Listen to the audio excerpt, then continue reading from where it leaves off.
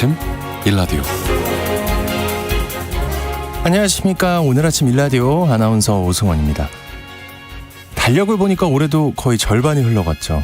시간이 참 빠르다는 생각을 또다시 하게 되는데요. 오늘은 절기상 하지라고 합니다. 24절기 중에 10번째에 해당하는 낮의 길이가 가장 길고 일사량도 가장 많은 날인데요. 전국적으로 비가 내리고 있죠. 하지는 농가에서 추수와 더불어서 가장 바쁜 절기라고 합니다. 장마와 가뭄에 대비해야 하고요.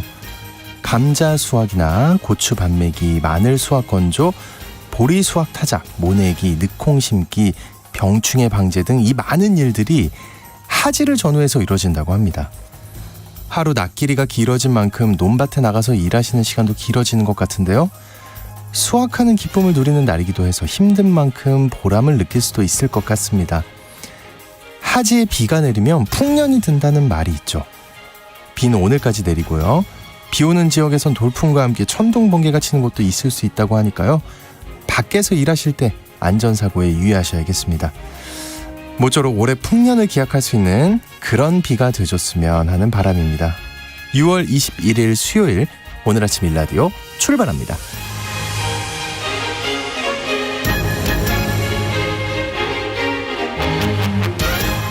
네, 오늘 아침 일라디오 이 시간은 물론 KBS 일라디오의 모든 프로그램은 유튜브 KBS 일라디오 공식 채널이나 모바일 콩 어플리케이션을 통해 실시간으로 함께 하실 수 있습니다. KBS 일라디오 채널 구독과 좋아요, 댓글 많이 부탁드립니다. 자, 수요일 시간에는 해외 농업 소식 살펴보고요. 재난은 예방 시간에는 장마를 앞두고 폭우 침수 피해 예방을 위한 주변 사전 점검을 해보도록 하고요. 이어서 책과 함께하는 노후 준비 시간에는요. 에이징 솔로라는 책을 통해 혼자를 선택한 사람이 어떻게 나이 드는지에 대해 살펴보겠습니다. 자, 청취자 여러분들 참여하실 수 있는 오늘 퀴즈 드리겠습니다. 오늘이 절기상 하지라고 말씀을 드렸는데요. 강원도를 중심으로 봄에 심은 이것을 한창 수확하는 시기가 바로 이 하지입니다. 포슬포슬 삶아서 먹고 부쳐서 먹고 튀겨서도 먹는 하지하면 떠오르는 이 작물 무엇일까요? 정답 참여 문자로 보내주시고요. 추첨을 통해 농촌진흥청에서 제공하는 웰빙 혼합 잡곡 세트를 한 분께, 향긋한 커피를 드실 수 있는 모바일 커피 쿠폰을 4분께 드리겠습니다. 방송에 참여하실 분들 단문 50원, 장문 100원이 드는 유료 문자 샵 9730으로 보내주시기 바랍니다. 유익한 정보와 살아있는 이야기가 있습니다. KBS 오늘 아침 일라디오.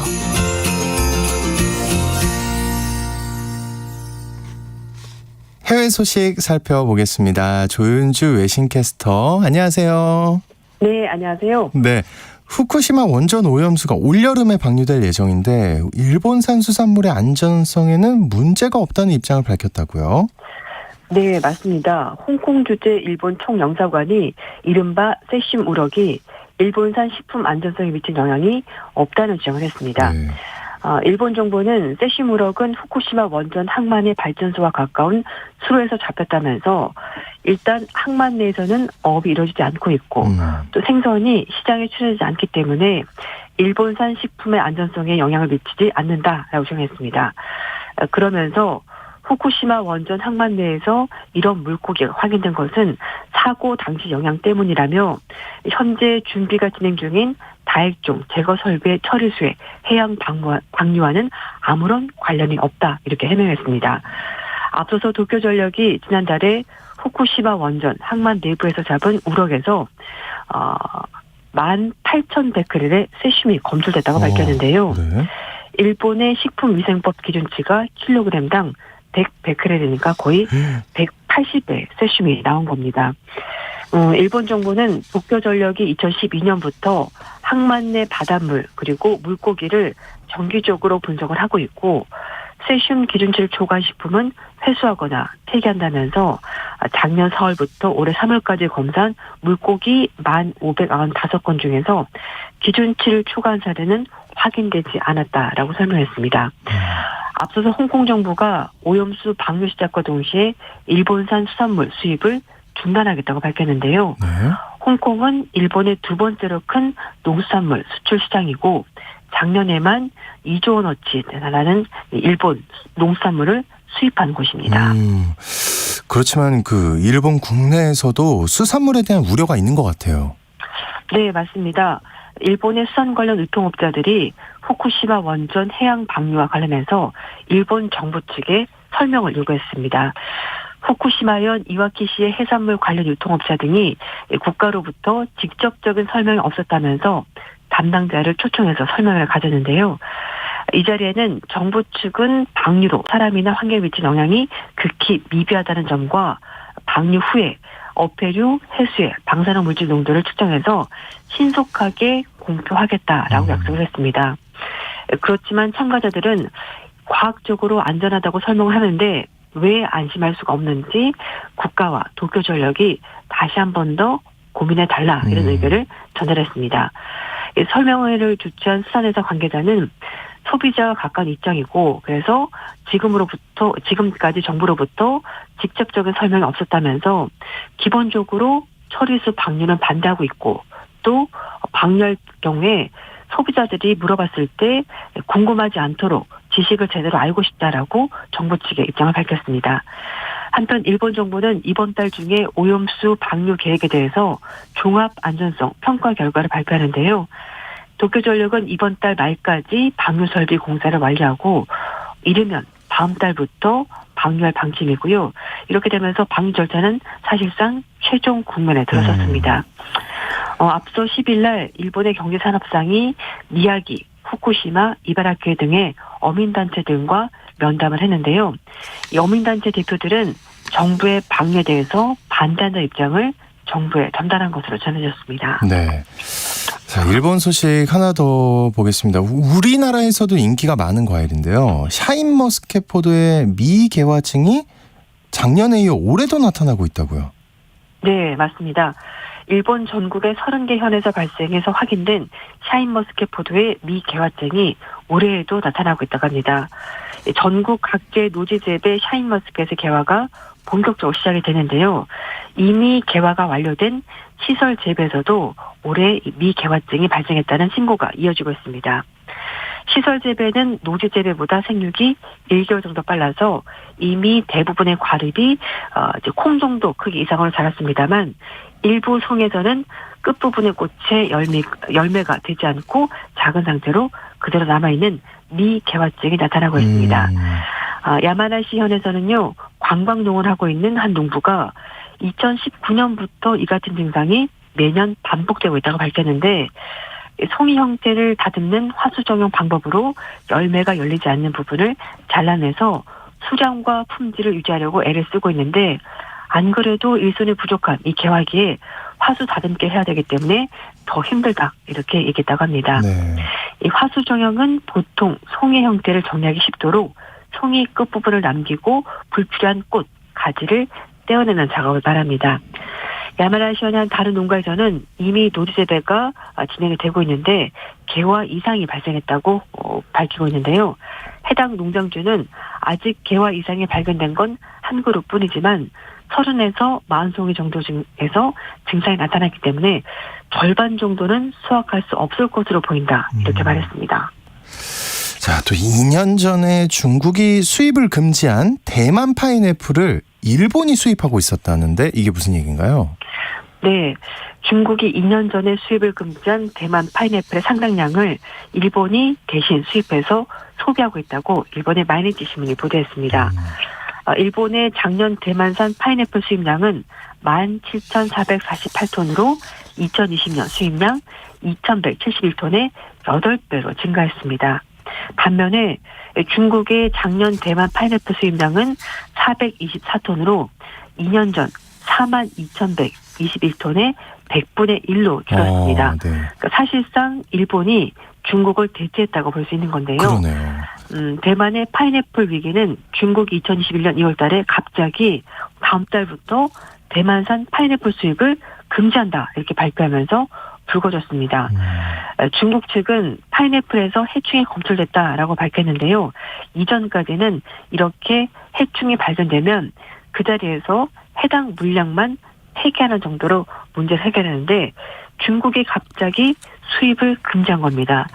그 배경은 반중 성향의 민진당 차잉원 정권을 흔들기 위해서다라는 네. 분석이 나온 건데요. 대만산 파인애플은 당시 수출의 90%를 중국에 의존했기 때문에 농가 자체가 완전히 망할 거다. 뭐 이런 얘기가 나왔습니다. 중국은 2010년 42,121톤이던 수입 물량을 이듬해 크게 줄이면서 빠르면 대만산 파인애플은 출하면서 판매까지 2주밖에 걸리지 않았기 때문에 원래는 지리적으로 중국 시장에 의존하고 있었습니다. 네. 하지만 대만 정부가 아주 재빠르게 대응했는데요. 일본의 저온 유통 업체들과 손잡고 대만 농가들의 온도 관리 노하우를 가르치면서 저온 창고를 짓고 또 그 과일의 시설을 개선했습니다. 한숨 돌린 대만 정부는 일본 농산성의 대만산 파인애플 품종인 망고 파인애플의 품종 등록도 신청했는데요. 이거는 중국 측이 대만산 품종을 베껴서 일본에 수출하지 못하도록 막기 위한 조치였습니다. 네. 자, 오늘 해외 소식 여기까지 듣겠습니다. 고맙습니다. 네, 감사합니다. 네, 지금까지 외신캐스터 조윤주 씨와 함께했습니다. 고맙습니다.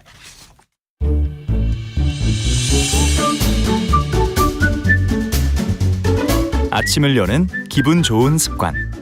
KBS 오늘 아침 일라디오.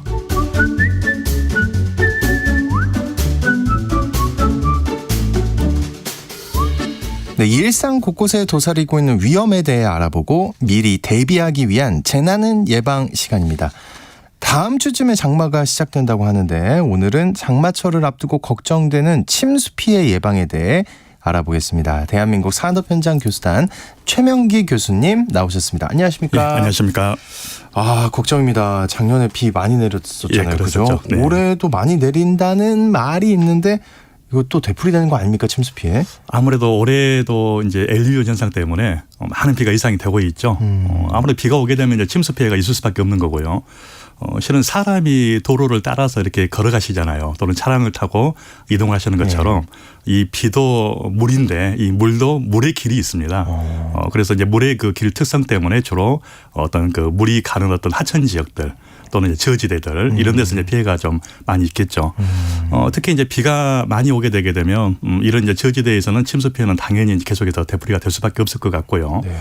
그리고 이제 하천이 가끔 이제 넘쳐서 이 천변에 있던 그 주차됐던 차량들 이 차량들이 또 침수될 우려가 있기 때문에 가급적 하천변 쪽에는 주차를 안 하시는 것이 더 좋겠죠. 네. 그리고 또 하천 하류 지역은 상류 지역에서 댐이라든지 저수지에서 갑작스럽게 물을 이제 방류하는 경우가 있거든요. 그러다 보면 하류 지역에 있는 이런 경작지 또는 주택 등이 침수 피해가 당할 가능성이 있기 때문에 주의가 좀 필요할 것 같습니다. 네. 작년에 진짜 강남 일대가 잠기는 거 저희가 뉴스로도 많이 내보냈고 네. 그랬는데 그래서 왜 그 지하주차장 이런 데 물막이판 맞죠? 네네네. 이거가 효과가 있었다 막 이랬는데 어떻습니까? 이거 완벽하게 좀 될까요, 이게? 가끔 이제 저희가 표현을 좀 복잡하게 표현을 하고 있어요. 뭐 물막이판 네. 또는 뭐 침수 방지판 네. 또는 뭐 차수판 이렇게 표현을 하고 있는데요. 다 이제 동일한 그런 용어로 일단 보시면 될 것 같고요. 지금 일부 지자체라든지 언론에서 이 침수 방지판을 설치를 하게 되면 모든 게 다 해결되지 않냐라고 생각을 하는 것처럼 저도 그렇게 생각했는데. 그렇죠. 네. 그렇게 이제 이야기를 하고 있는데요. 실은 이제 그건 근본적인 대책은 아니고 그건 이제 소극적인 그런 하나의 이제 대책일 뿐인 거죠. 침수 방지판은 말 그대로 이제 물을 막아주는 그런 벽체라고 보시면 되는 거죠. 그래서 이제 물이 들어올 수 있는 이 통로를 이제 막아주는 네. 그런 역할을 수행을 하고 있는 거죠. 예전에는 이제 모래주머니 아마 많이 보셨었죠. 아, 예. 이 모래주머니 그 역할 자체가 이제 물을 막아주는 이제 그런 역할을 수행을 했었는데 아무래도 모래주머니를 사용하다 보니까 뭐 보관이라든지 실제 설치하는 게 좀 힘들잖아요. 네네. 그래서 지금 최근에는 이제 기성 제품으로 해서 뭐 알루미늄이라든지 또는 뭐 철제 또는 플라스틱 이런 어떤 제품을 가지고서 이제 기성 제품화가 돼서 현재 시중에 출시가 돼 있는 거죠. 네. 이런 침수 방지판은 이제 크게 이제 수동으로 하는 방법이 있고요. 그리고 이제 자동으로 갖다 운영하는 방법이 있어요. 이제 수동은 이제 뭐 기둥이 있어서 설치가 되는 뭐 지주식이라든지 또는 이제 기둥이 없는 이제 무지주식. 이제 자동은 위에서 이렇게 밑으로 내려오는 하강식. 차수판 자체가 위에서 밑으로 내려오는 네. 거죠. 그리고 또 밑에서 위로 올라가는 이제 바닥 상승식. 이런 여러 가지 종류가 좀 있습니다. 네. 일반적으로 아파트라든지 또는 뭐 지하철 출입구에서 한번 보셨나 모르겠어요. 네, 저 본 적 있어요. 출입구 바로 입구 쪽에 내려가다 보면은 네. 아마 왼쪽이나 오른쪽에 네. 이런 판때기 같은 것들 맞아요. 이런 것도 네. 보셨었잖아요. 네. 이제 그런 식으로 이런 출입구 쪽에 이제 그건 이제 수동식 중에서 이제 제주식 차수판이 되는데 그런 어떤 부분들을 많이 이제 적용을 하고 활용이 되고 있죠. 네. 평상시에는 이 차수판을 빼놔서 보관을 해야 되겠죠. 왜냐하면 차수판이 있게 되게 되면 뭐 지하주차장 그렇죠. 같은 경우는 차량도 못 다닐 못 거고요. 들어가죠. 예. 그렇죠. 그리고 이제 사람들도 걸어갈 수가 없잖아요. 그래서 평상시에는 차수판을 빼내서 근처에 보관을 하다가 이제 집중호우가 오게 된다. 그러면 이제 이것을 설치를 해서 사용을 하게 되는 이제 그런 개념이 되겠습니다. 네. 가격은 대부분 궁금해 많이 하시거든요. 아, 그래요? 야, 저 가격 생각하지도 않고 있었죠. 설치를 하려고 보면 일단 가격이 돼야잖아요. 그래서 네. 가격은 이제 개성 제품을 그대로 가져다가 이제 설치를 하는 이런 무시공용 이런 경우에는 한 10만 원에서 30만 원대 이렇게 이제 보시면 되겠고요. 그리고 이제 규모가 좀 큰데 뭐 지하 주차장이라든지 이런 데는 좀 규모가 크잖아요. 그래서 이런 데는 가져다가 설치를 해도 의미가 없거든요. 그냥 시공을 해야 되는데 시공형 같은 경우에는 인건비가 또 추가가 되기 때문에 뭐 30만 원에서 한 구역에 보면은 한 2, 300만 원대. 또 더 비싼 것은 뭐 1000만 원대까지도 있긴 있는데 그건 구매에 따라 약간 차이가 좀 있죠. 이런 차수판은 현재 이제 방제지구라든지 또는 자연재해 위험지구 여기에서 연면적이 10,000제곱미터 정도 이 정도 되는 건축물에는 의무적으로 설치를 하게 되어 있어요. 그런데 의무가 아닌 이런 그 미만들이 있잖아요. 여기는 이제 굉장히 이제 문제가 좀 되겠죠. 그런 부분에 있어서는. 그리고 이제 역류 방지기라고 해서 또 역시 요즘 많이 설치를 하고 있거든요. 네. 혹시 역류 방지기 그러면 어떤 느낌이 드세요? 역류 방지기요? 네. 사실 역류 방지기까지는 제가 본 적이 없는 것 같아요. 네. 그러니까 역류 방지기는 말 그대로 물이 거꾸로 넘치는 것을 막아주는 장치거든요. 네. 그래서 이제 빗물이 유입이 되게 되면 이제 하수관 그 수위가 높아지게 돼요. 네. 그러면 역류가 이제 돼서 올라오게 되는데 그러다 보면 이제 가정집에서 뭐 바닥이라든지 또는 뭐 세멘트라든지 또는 싱크대라든지 또는 뭐 자변기나 배수구 이런 데서 이제 물이 갔다가 올라오는 이런 것들이 이제 문제가 되기 때문에 그런 어떤 시설에 이제 부착을 해서 역류가 방지되도록 현재 하는 그런 장치가 되겠습니다. 그런데 이제 문제는 지금 차수판이나 이런 역류 방지를 많이 설치를 하고 있는데 이런 침수 방지판 같은 경우가 한계가 있거든요. 높이가 있으니까. 네. 그럼 그 정도 높이로 막을 수 있는 현재 그것보다도 더 많은 비가 왔다. 네. 그러면 이건 뭐 의미가 없는 거죠, 이게. 그렇죠. 네. 또는 이제 그 침수 방지판 그 좌측이나 우측 또 하부 쪽에 뭐 틈이 있게 돼서 물이 역시 또 그쪽으로 통과를 하게 되면은 큰 효과는 없겠지만 그래서 근본적인 대책은 아니고 이제 소극적인 대책으로 일단 적용을 할 수는 있다는 거죠. 네. 그리고 이제 역류 방지 같은 경우에도 지하에서 압력이 굉장히 세게 되게 되면 역시 견디지 못하고 터질 가능성이 있기 때문에 그런 부분도 좀 더 주의를 하셔야 될 것 같습니다. 야, 근데 저번에 보니까 모르겠어요. 소극적이라고 하시긴 했는데 막 이렇게 도움 된다고 하는 지역이 꽤 많았었거든요. 그렇죠. 근데 네. 그래서 전 당연히 이거를 설치하는 걸 다 좋아할 줄 알았어요, 사람들이. 네. 근데 아닌 것도 있다면서요. 네, 그렇죠. 아무래도 침수 방지판을 설치를 할 때 가장 큰 문제가 역시 비용이죠. 근데 이런 10에서 한 30만 원 정도던데.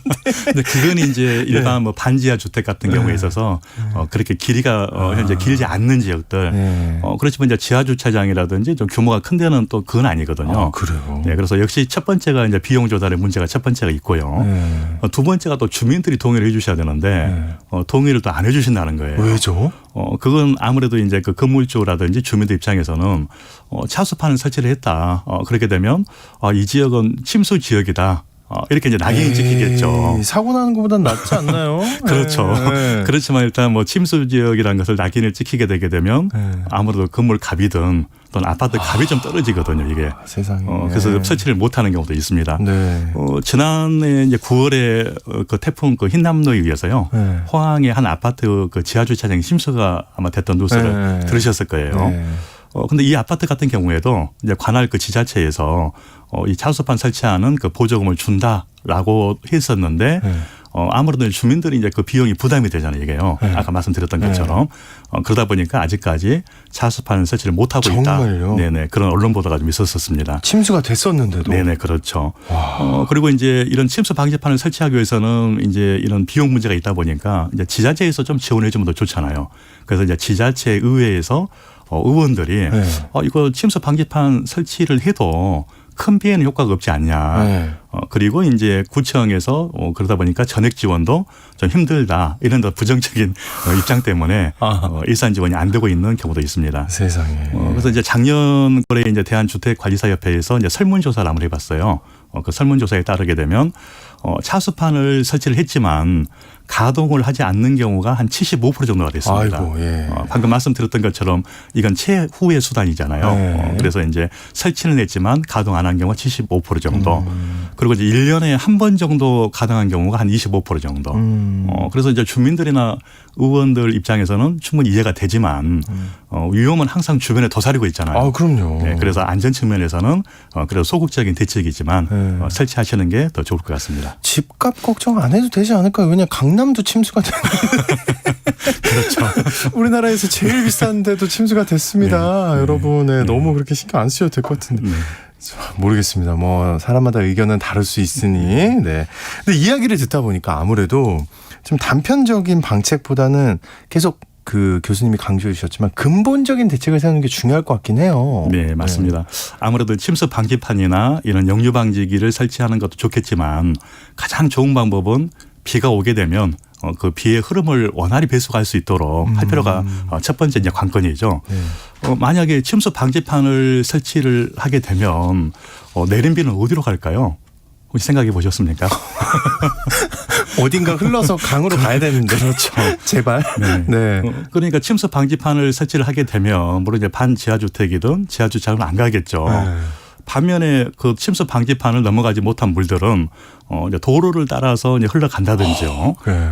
또는 이제 우수관이라든지 배수관들이 있는데 네. 이런 어떤 그런 배수관이나 우수관을 타고서 일단 저지대로 흘러갈 수밖에 없는 거죠. 그럼 저지대로 흘러간 이 물은 그 배수 용량이 한계가 있거든요. 그렇겠죠. 그러다 보면 그 한계를 갖다가 현재 극복하지 못하게 되면 역시 저지대가 침수가 되게 되고요. 네. 그리고 이제 물로 인해서 그 상류 쪽으로 이제 역류 배수가 될 수밖에 없는 네. 이제 그런 상황으로 이제 갈 수밖에 없게 되겠죠. 그래서 가장 좋은 건 빠른 시간 내에 물을 이제 밖으로 뭐 하천이라든지 또는 어떤 강으로 이렇게 배출시키는 게 가장 좋고요.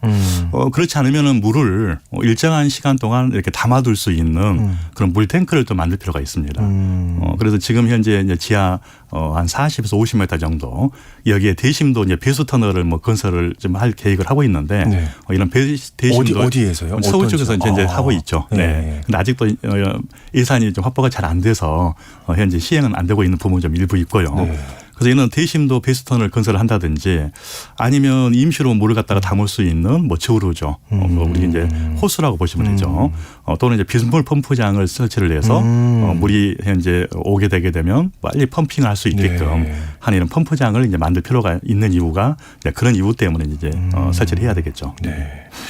근데 이 저지대 얘기 잠깐 하셨는데 그 침수 피해가 되풀이될 가능성이 매우 높잖아요. 그럼 이번 장마가 이제 오는데 또 불안에 떨어야 하는 건가요? 아무래도 방금 말씀드렸던 것처럼 이제 근본적인 대책은 이런 배수 터널이나 또는 저류조나 빗물 펌프장을 설치를 해야 되는데 이걸 설치를 못해서 계속 이제 문제가 발생이 되고 있거든요. 그리고 이런 재방지 시설을 설치를 하려고 보면 이제 예산이 기본적으로 수반이 돼야 되겠죠. 그래서 이제 예산 확보라든지 또는 이제 공사를 하는 과정에서 여러 가지 그 절차들이 있어요.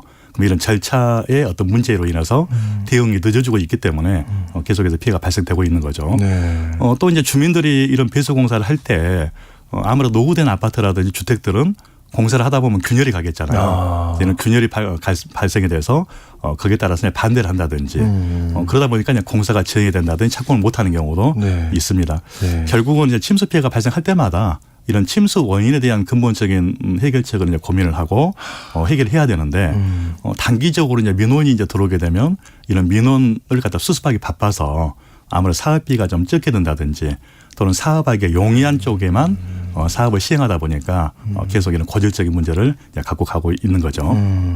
근데 예를 들어 이런 거 있잖아요. 내가 사는 지역이 침수 위험 지역인지 정확히 잘 모를 수 있잖아요. 네네. 이게 확인할 길이 있나요? 확인할 수 있는 방법은 있습니다. 오, 예. 환경부에서 운영하고 있는 홍수 위험 지도 정보 시스템이라는 그 시스템이 있어요. 아, 또 이런 거 있구나. 네네. 예. 거기에 보면 이제 도시 침수 지도를 이제 확인할 수 있는 그 어떤 방이 있는데 이런 도시 침수 지도에서 내가 살고 있는 지역이 과연 침수 지역이냐를 확인하시면 되겠습니다. 네. 그러나 이제 예상치 못하게 많은 비가 온다든지 할 경우에는 거기서 지정하고 있던 지역 외에 인근 지역까지도 그 침수될 지점까지. 가능성이 있죠. 예, 그래서 예. 내가 살고 있는 지역이 현재 침수 지역이냐 또는 인근 지역이 현재 침수 위험이 있느냐를 보고 나서 현재 판단하시면 될 것 같습니다. 네. 침수 피해를 방지하기 위한 다른 방법들 혹시 있을까요? 이제 근본적인 대책은 아니지만요. 네. 비가 오면은 물을 최대한 빠른 시간에 배출을 시켜야 하는 거잖아요. 네. 그래서 우수 맨홀이라든지 또는 빗물바지라든지 이런 배수 시설물이 원활하게 작동이 될 수 있도록 흙이라든지 모래라든지 낙엽이라든지 또는 요즘 많이 문제가 되는 담배꽁초 있잖아요. 네. 이런 담배꽁초 같은 것은 이제 정비하는 그런 어떤 청소 작업이 좀 돼야 될 것 같고요. 하나의 예로 이런 모래주머니 이런 것들도 준비할 필요가 있겠죠. 그리고 지금 현재 가장 문제가 이제 반지하 주택에 사시는 분들 이분들이 문제가 되기 때문에 지하 출입문이나 또는 방범창 이런 경우는 물이 찼을 경우에는 열리지 않거든요. 그래서 상부에서 이 개폐 구멍을 내서 안에서 열고 탈출할 수 있게끔 하는 그런 조치도 필요할 것 같습니다. 네. 알겠습니다. 오늘 재난은 예방 시간에는 폭우 침수 피해 유의사항에 대해서 미리 점검해 봤습니다. 대한민국 산업현장교수단의 최명기 교수님과 함께했습니다. 오늘 고맙습니다. 감사합니다.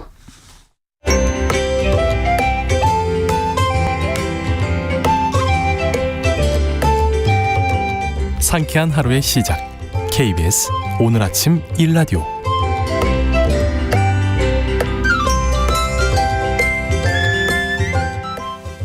네, 책과 함께하는 노후 준비 시간입니다. 오늘은 혼자를 선택한 사람은 어떻게 나이 드는지를 담고 있는 에이징 솔로라는 책 한 권 읽어보겠습니다. 미래에셋 투자와 연금센터 김동엽 상무님 나와주셨습니다. 안녕하십니까? 네, 안녕하십니까?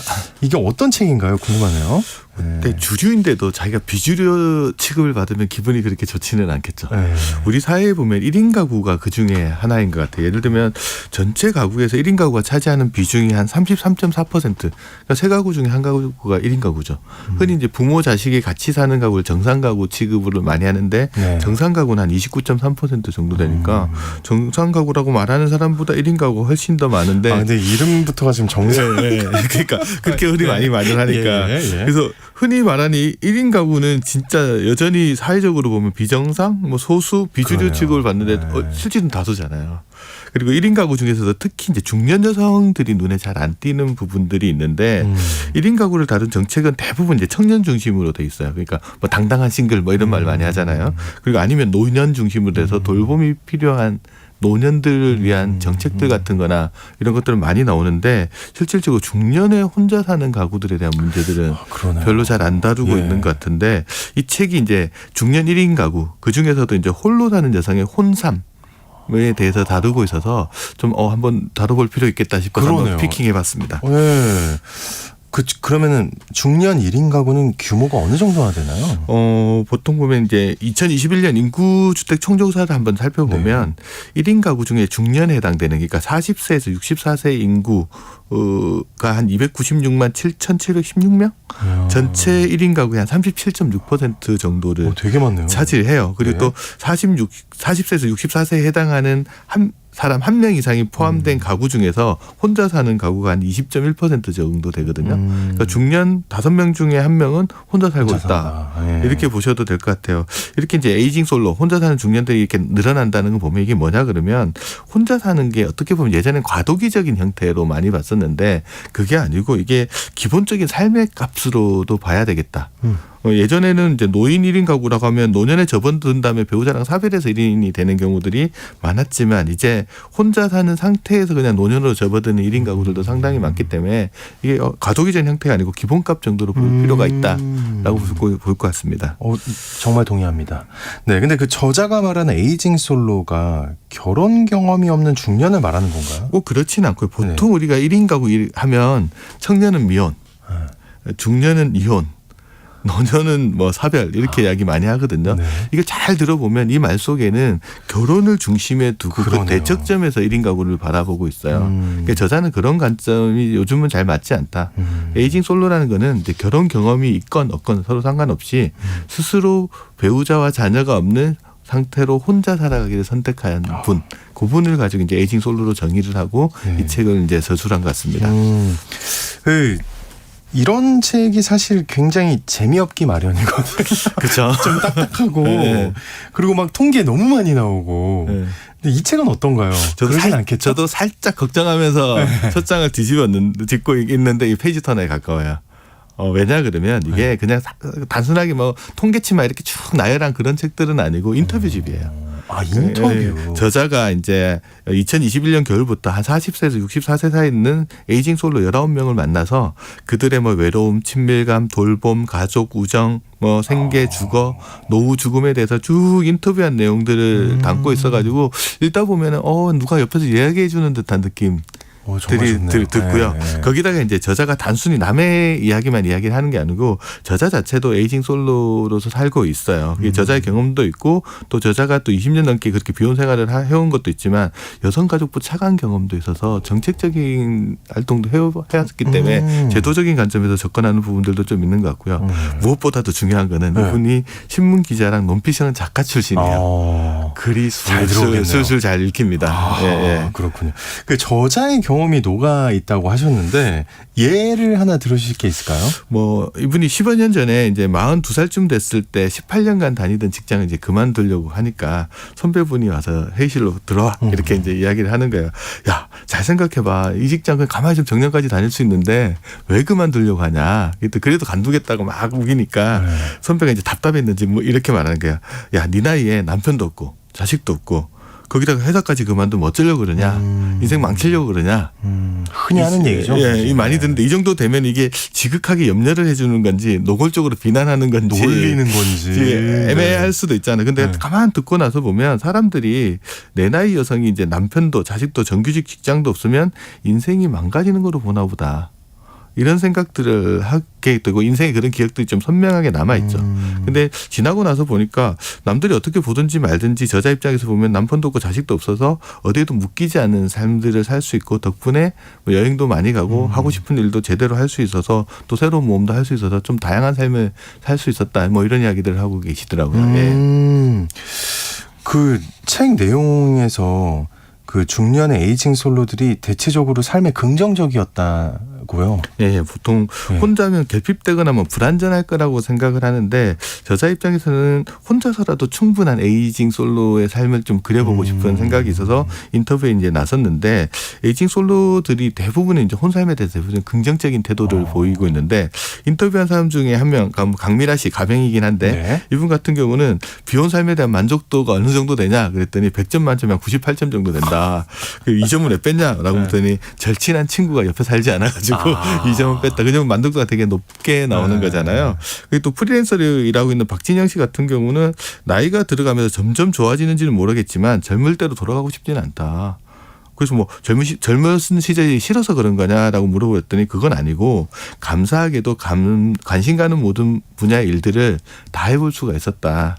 그래서 그렇게 보낸 인생에 뭔가 맺혔거나 억울한 점이 없기 때문에 뭐 굳이 돌아가고 싶은 생각이 없다. 이건 이제 통계를 보더라도 좀 나타나는데 2020년에 이제 KB금융지주회사였다는 한국 1인 가구 보고서 같은 거를 보면 그러니까 자기주도적인 삶을 살아가고 있냐는 질문을 1인 가구들한테 던져봤을 때 전체 1인 가구의 51.4%는 그렇다고 답을 했어요. 근데 그중에서 40대 여성들은 한 58.6%, 50대 여성들은 한 65.5%가 그렇다고 해서 오히려 이제 중년의 여성들은 훨씬 더 자기주도적인 삶에 만족하고 있는 걸로 나왔습니다. 근데 이제 홀로 사는 삶에 만족하고 있다고 얘기를 했잖아요. 정말 존중합니다. 근데 물론 힘든 점이 있을 것 같아요. 없지는 않을 것 같은데 어떤 게 있다고 얘기하나요? 일단 주변 시선이 곱지가 않죠. 특히 이제 비혼들 중에서도 청년과 노년에 대해서는 뭐 그러려니 하는데 중년에 대해서는 좀 있는 것 같아요. 예를 들면 이제 청년은 아직 젊으니까 그럴 수 있다. 노년은 뭐 사별해서 그럴 수 있다. 이렇게 되는데 중년 여성이 혼자 사는 경우에는 뭔가 문제가 있을까요 하는 이런 시선들이 일부는 아직은 있는 것 같고요. 네. 그리고 또 주변 시선도 문제지만 이제 경제적인 어려움도 이제 어떻게 할 수는 없잖아요. 뭐 일하는 비혼 여성으로 이제 살아가면 자기 살만한 좀 건선을 할 수 있지만 불안함이 있어요. 계속 일할 수 있을까? 라는 불안함이 있어서 뭐 프리랜서로 일하시는 인터뷰하신 분 중에 하나는 일감이 있어서 이제 뭐 어제 생활하는 데 문제가 없는데 지금 할 수 있는 일을 계속 할 수 있을까라는 불안함 때문에 계속 일을 많이 하게 되는 거예요. 그런 부분들은 약간 있고 스스로를 먹여 살리는 일이 이제 생각처럼 좀 쉽지는 않잖아요. 그렇죠. 그래서 저자가 이 부분에서 이제 제인 오스틴 소설 엠마에 나오는 대사를 하나 가져오는데 뭐라고 하냐면 그 대사가 사람들이 독신 생활을 경멸하는 것은 오로지 가난 때문이다. 그만큼 이제 경제적인 부분들에 대한 어려움들을 이야기를 좀 하고 있는 부분들은 있는 것 같고요. 모든 성인에게 이제 과제가 돈벌이라는 것들은 이 에이징 솔로만의 문제는 아니지만 그렇죠. 혼자 사는 사람한테 이제 이 돈벌이라는 것들은 단순히 생활 방편을 넘어서서 이제 존재 확인하고도 또 같은 부분들이 있어서 혼삶이라는 것들은 자신이 돈을 벌지 않으면 힘든 부분들 이런 부분에 대해서도 좀 지적은 하고 있는 것 같습니다. 그리고 막 아프고 이러면 걱정되고요. 내가 그렇죠. 일을 예. 못하게 될까봐. 그 노후에 대한 불안도 클 것 같아요. 그렇죠. 노후라는 것들은 자기가 언제까지 계속 일할 수 있으면 좋겠지만 노후에 이제 일을 그만둬야 되는 상황들이 그렇죠. 나오니까 그 부분에 대한 불안함이 있죠. 그래서 이제 일찌감치 더 오래 일할 방법을 찾아 나시는 분들도 꽤 많아서 예를 들어 다니는 직장을 그만두고 40대 공무원 시험을 봐서 공무원이 되는 분들도 계시고 진짜. 안정성을 얻기 위해서 그리고 또 30세에 회사를 그만두고 수능을 다시 봐가지고 약대로 진학을 하신 분도 있으세요. 전문직으로. 예. 그리고 계속 자기가 일하고 싶은 만큼 일할 수 있으니까. 네. 그리고 이런 분도 있어요. 투자로서 추가 소득을 만들려고 하시는 분도 있잖아요. 예를 들어서 노후에 아무도 나를 고용해주지 않을 때 그때 대비해서 이제 주식 투자나 이런 것들에 대한 공부들을 열심히 한다라는 분들도 있었습니다. 이해가 됩니다. 근데 약간 이런 분들도 계실 것 같아요. 우리 얘기를 듣다가 근데 뭐 노후 그렇게 조금만 준비하면 되는 건데 너무 불안함이 큰 거 아니야? 이렇게 의심하는 분들도 있던데 아닌가요? 어떤가요? 그런 분들도 분명히 있죠. 이제 하루아침에 노인이 되는 것도 아니고 뭐 하루아침에 삶이 확 달라지는 것도 아닌데 너무 호들갑될 필요 없다. 뭐 더 많이 보고 더 오래 사는 것도 중요하지만 어떤 상황에서도 대처할 수 있도록 체력과 태도를 길러주는 게 훨씬 더 낫다라는 분들도 분명히 있고요. 그래서 일부러 좀 불편하게 사는 연습들을 미리미리 해두는 것들도 불편하게 사는 연습이요? 그렇죠. 좀 소비를 씀씀이를 줄이고 약간 불편하게 사는 것들이 노후에 대비한 더 좋은 방법일 수도 있다. 이렇게 이야기하는 분들도 있었습니다. 네. 그리고 소득도 소득인데 주거도 그 노후 불안의 주요 요인 아닌가요? 비혼 삶에서 제일 중요한 게 주거 안정성인 것 같고요. 현재의 불안, 뭐 미래를 바라보고 계획하는 시야를 좌우하는 가장 큰 요소 중에 하나가 일자리나 소득 이런 것보다는 주거의 안정성이라고 이야기하시는 분들이 있거든요. 네. 집이 있으면 일단 어떤 상황에서도 품위와 자존심은 조금은 지킬 수 있다라는 이야기들을 하는 거고요. 그래서 집이라는 것들이 어떻게 보면 비혼들한테는 마음의 마지노선 같은 역할들을 할 수도 있다라는 거죠. 물론 여기서 좀 다른 의견도 있습니다. 주택을 소유하는 거에 따른 또 부담감을 이야기하시는 분들도 있어요. 그러니까 집이 있으면 좋기는 한데 집에 묶인다는 느낌이 들어서 좀 싫다라는 분들도 반대편에서는 좀 있었습니다. 그리고 또 뭐 이런 경우 있잖아요. 부모님이 아픈 경우. 예. 그러면 그 아픈 부모를 돌보는 일을 비혼 여성이 전담하는 경우가 생길 것 같은데 어떻습니까? 일본에서는 이제 비혼 딸들한테 어떤 말이 있냐 그러면 결혼 정년기가 지나면 개호, 그러니까 돌봄 정년기가 온다. 이런 이야기들을 하거든요. 왜냐하면 자녀들 가운데 특히 비혼 자녀들은 그러니까 결혼한 다른 자녀들과 다르게 이제 부모님을 돌봐야 되는 책임이 그들한테 다 가는 경우들이 그럴 것 같아요. 상당히 많아 있어요. 가족도 없고 혼자 살고 돈도 남을 테니 네가 모셔야지 이렇게 얘기하는 경우 많을 것 같아요. 그분들한테 이제 중요한 게 고립감 같은 문제들인데 예를 들어서 부모랑 같이 사는 자녀들은 어떤 문제가 있냐 그러면 부모한테 약간 기생한다는 느낌들이 있어요. 근데 실질적으로 돌보고 있는 거잖아요. 그 둘의 감정들이 충돌하면서 생기는 감정들이 있거든요. 주변의 시선은 야, 너 기생하고 있는 거야 하는데 난 실질은 돌보고 있으니까 그런 상반되는 감정들은 있고 그런 부분들이 힘들다고 하는 경우도 있습니다. 근데 부모 돌봄도 문제인데 비혼은 노후에 나를 좀 돌봐줄 사람이 없지 않을까요? 이게 그렇죠. 더 이상 나 말고는 의지할 사람이 별로 없잖아요. 그래서 그분들이 어떤 이야기 하냐면 가족이 돌보는 게 아니고 돌보는 사람이 가족이다. 잠깐만요. 가족이 돌보는 게 아니라 그래서 이제 친구가 될 수도 있고 그죠. 가족이라는 개념보다 그래서 식구라는 개념들을 좀 더 저자는 많이 강조하더라고요. 가족은 혈연이나 뭐 결혼 제도에 의해서 묶이는 거지만 식구는 그냥 말 그대로 같이 밥 먹는 사람이니까 이분들은 같은 공간에 일상을 하면서 서로 돌보는 사람들을 의미하거든요.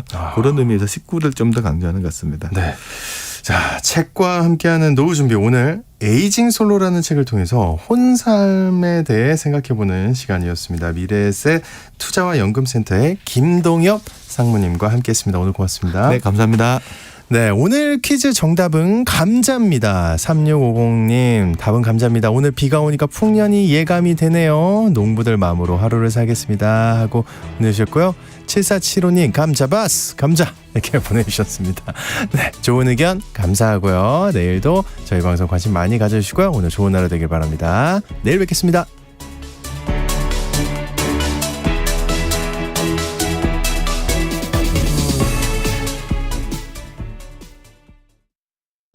일 년에 한 번 이상 농지를 경운하고 용배수로를 정비하여 농지의 기능 유지에 최선을 다하는 우리의 청년들. 영농이 불가능한 폐경지를 제외하고 직불금을 신청하는 우리의 할머니 할아버지. 영농 폐기물 분리수거, 영농 기록을 작성하는 우리의 부모님. 이분들은 농업 농촌의 공익 기능을 증진하는 대한민국 농업인입니다. 공익직불제 준수사항 이행 점검이 6월부터